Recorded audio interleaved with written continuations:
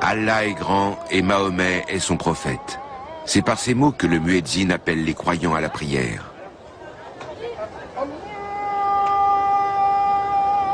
Mahomet naît à la Mecque vers 570 après Jésus-Christ.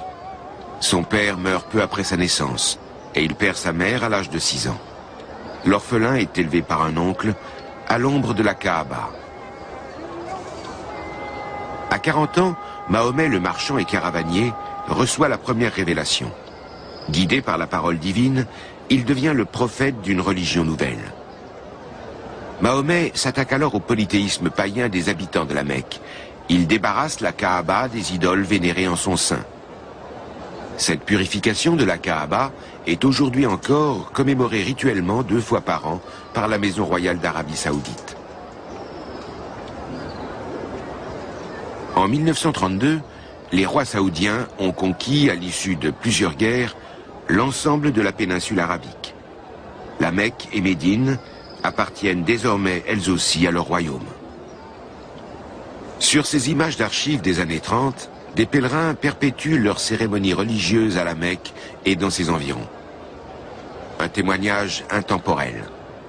Reflet de scène sans doute quasi identique du vivant du prophète Mahomet.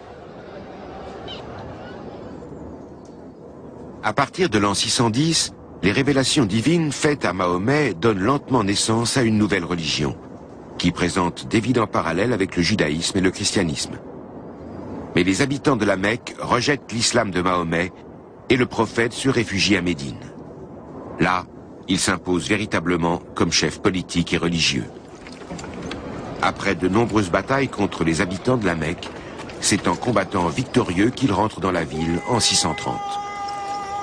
Peu avant sa mort en 632, Mahomet établit les fondements d'un important rituel religieux, le Hadj. Tout musulman doit au moins une fois dans sa vie accomplir ce grand pèlerinage à la Mecque et dans ses environs.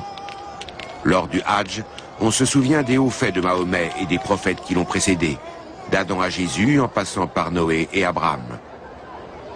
Dans la tradition musulmane, Mahomet est le sceau des prophètes, l'ultime messager de Dieu. Quant au Coran, qui regroupe les révélations célestes faites à Mahomet, il est la parole intacte d'Allah.